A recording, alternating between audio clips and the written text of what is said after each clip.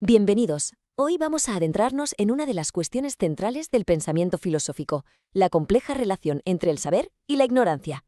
¿Qué significa realmente conocer algo? Y sobre todo, ¿es la ignorancia simplemente la ausencia de conocimiento? A lo largo de esta exposición veremos que, lejos de ser opuestos, su interacción es en realidad el motor que impulsa la búsqueda de la sabiduría. Para abordar esta cuestión seguiremos una estructura muy clara. Primero, definiremos el ideal clásico de la sabiduría. Después, analizaremos un obstáculo fundamental, la pereza de no pensar. A continuación, distinguiremos entre dos tipos de ignorancia radicalmente distintos, para concluir con un concepto clave, la ignorancia docta, una idea paradójica que revela cómo el no saber puede ser el auténtico punto de partida del conocimiento. Así que, para empezar, es casi obligatorio viajar atrás en el tiempo, a la cuna del pensamiento occidental. Para entender qué es lo que buscamos cuando aspiramos al saber, tenemos que volver a la antigüedad, y pocos definieron este ideal con la precisión de Aristóteles, cuya visión ha influido de forma decisiva en nuestra cultura durante siglos. Aristóteles, él distinguía tres grandes ámbitos del saber. Primero, el saber teórico, que es la búsqueda desinteresada de la verdad, el intento de explicar las causas y los principios últimos de la realidad. Luego, el saber práctico, enfocado en orientar la conducta humana, tanto individual como colectiva, para alcanzar una vida buena, una vida feliz. Y por último, el saber poético, que es el saber hacer, el conocimiento aplicado a la producción, ya sea de objetos útiles a través de la técnica o de obras bellas a través del arte. Pues bien, aunque los tres saberes son importantes, el ideal de filósofo clásico se centra en los dos primeros, la búsqueda de la verdad y la búsqueda del bien. Pero es justo aquí donde Aristóteles introduce una idea fundamental, una dosis de humildad. Él reconoce que el ser humano es limitado, es imposible saberlo todo o actuar siempre de forma perfecta.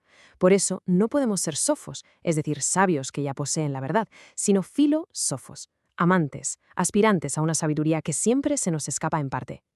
Claro que esta noble aspiración a la sabiduría, esta búsqueda constante, se topa de frente con un obstáculo formidable y diría universal, una tendencia muy humana a la comodidad intelectual. Podríamos llamarla, sin más, la pereza de no pensar. Y aquí debemos detenernos en una distinción crucial. El saber auténtico es un acto de construcción personal. Exige esfuerzo, exige meditación, reflexión, para forjar ideas propias. La opinión, en cambio, a menudo no es más que un eco. Es la repetición de lo que otros dicen, de lo que dice la mayoría.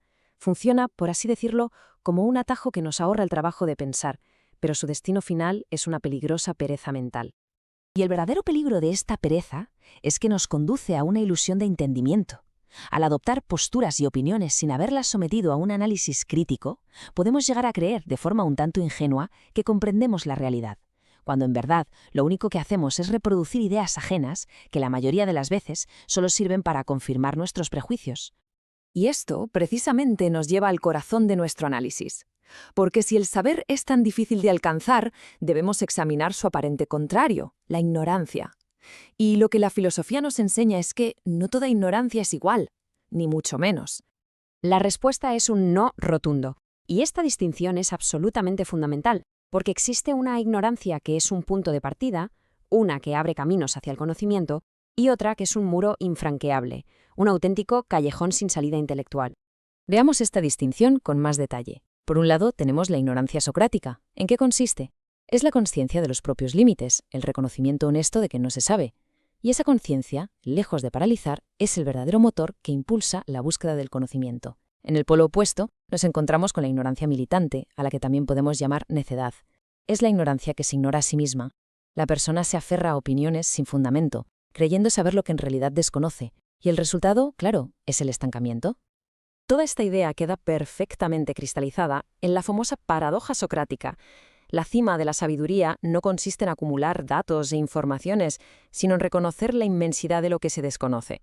Es una declaración de humildad intelectual que, paradójicamente, nos sitúa en la senda correcta hacia el saber. Profundicemos un poco más en este perfil de la necedad, ya que es la forma más peligrosa de ignorancia. Se caracteriza sobre todo por una autocomplacencia total. La persona está satisfecha con sus opiniones, cree que ya sabe todo lo que hay que saber, y por consiguiente ha perdido la capacidad de hacerse preguntas. Pero hay más. Cuando se enfrenta a una idea que desafía sus prejuicios, activa toda una serie de mecanismos de defensa para proteger su ignorancia y no tener que cuestionarse. Y aquí llegamos a un punto crucial. Esto no es solo un problema a nivel individual. Cuando esta actitud, la necedad, se generaliza y llega a institucionalizarse en una sociedad, las consecuencias pueden ser gravísimas. Una cultura que fomenta la necedad está, en el fondo, promoviendo poblaciones dóciles, conformistas y, en última instancia, fácilmente manipulables. Pero no nos quedemos con esta visión pesimista.